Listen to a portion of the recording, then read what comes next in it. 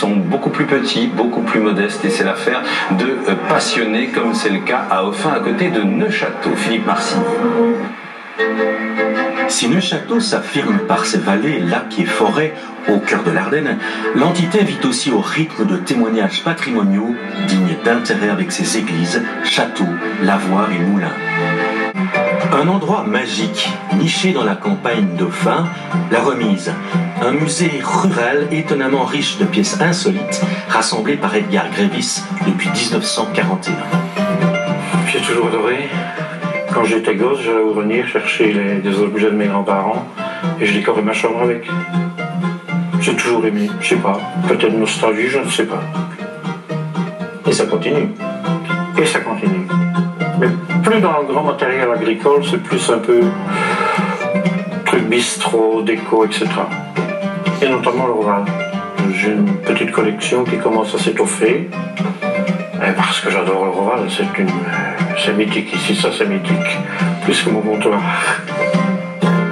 Jusque dans les années 60, ici c'était un bistrot. Il y en avait 3 dans le village, dont un dans les 3 qui était clandestin.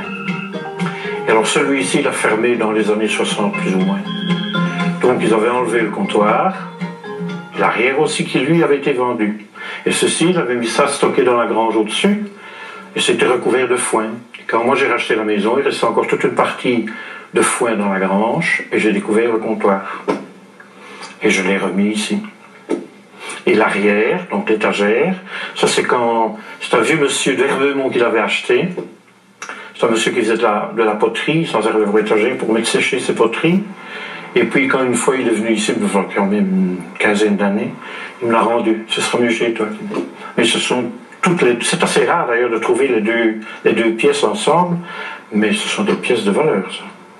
Il y a des objets que je ne sais pas la signification ou l'utilité, et bien je mets ça sur le côté. Quand il y a des personnages qui viennent, je leur montre. Et c'est comme ça que toute une partie d'objets que je ne connaissais pas, c'est les anciens qui m'ont appris. Les outils ou des choses comme ça. Voilà, les outils. Et maintenant, c'est moi, l'ancien, qui vais expliquer aux jeunes. Edgar Grévis se souvient de son arrière-grand-père avec beaucoup d'estime et de tendresse. Il travaillait à Paris, parce qu'il y a beaucoup de gens de la région qui partaient d'ici. La région était très pauvre, elle l'est encore. Et alors, ils allaient chercher du travail à Paris. Lui a travaillé avec M. Eiffel. En même temps, pendant que M. Eiffel faisait sa petite tour, mon arrière-grand-père faisait ce tableau-ci. Ce sont des fers orthopédiques. Et ça a été fait pour l'exposition universelle en 1889. Donc ça, ce sont des fers utiles, vraiment, qui servaient dans certains cas pour... Absolument.